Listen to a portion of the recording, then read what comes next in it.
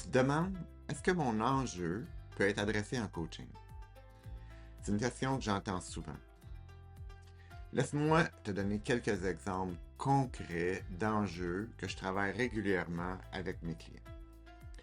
C'est pas une liste exhaustive, c'est simplement pour te donner une idée. Côté professionnel, voici ce qui revient souvent. La transition vers un rôle stratégique. Tu es un expert technique reconnu, tu obtiens une promotion comme leader, mais tu restes coincé dans l'opérationnel.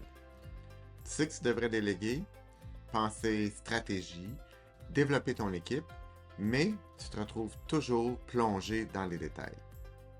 C'est pas un manque de compétences, ce sont des certitudes invisibles qui te ramènent en terrain connu.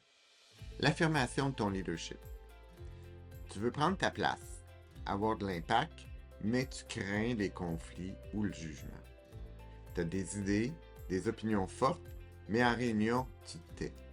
Ou tu t'affirmes, mais ça crée des tensions et tu recules. Tu cherches comment être un leader authentique sans te sentir comme quelqu'un d'autre. La navigation des environnements complexes. Les jeux politiques, les restructurations, les relations difficiles avec certains collègues ou ton patron. Tu sais que c'est une réalité organisationnelle, mais ça te draine. Tu veux apprendre à naviguer ces dynamiques avec confiance et tact sans te perdre toi-même. Le changement de carrière. Ça fait des mois, peut-être des années que tu penses à une transition professionnelle. Tu sais ce que tu veux faire, mais tu ne passes pas à l'action.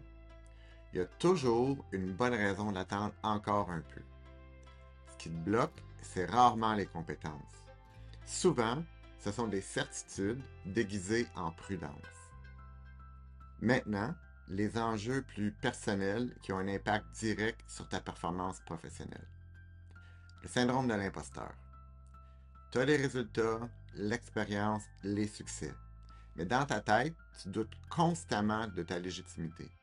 Tu te demandes quand les autres vont découvrir que tu ne sais pas vraiment ce que tu fais.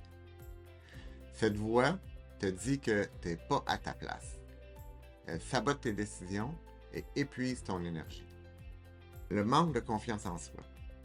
Les attentes sont élevées, les critiques te déstabilisent et tu te compares constamment aux autres. Tu veux développer une assurance durable. Pas juste un petit boost temporaire, mais une confiance solide qui résiste aux tempêtes. Le perfectionnisme paralysant.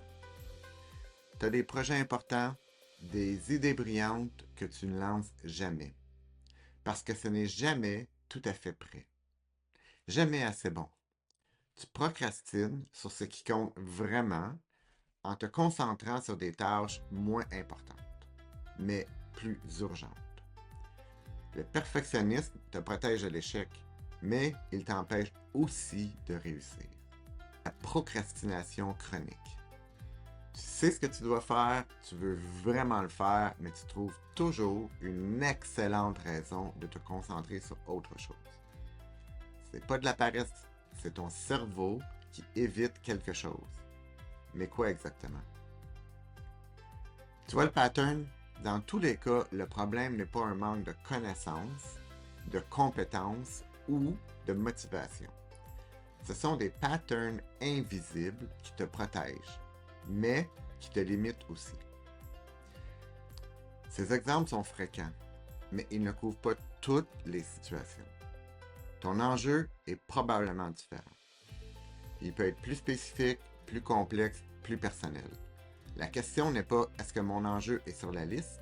La vraie question est est-ce que quelque chose m'empêche d'atteindre un objectif qui est important pour moi malgré tous mes efforts? Si la réponse est oui, il y a de fortes chances que le coaching transformationnel puisse t'aider. Tu te demandes si ton enjeu peut être adressé en coaching? Contacte-moi. On va en discuter sans engagement, sans pression. Juste une conversation franche pour voir si je peux vraiment t'aider. À bientôt.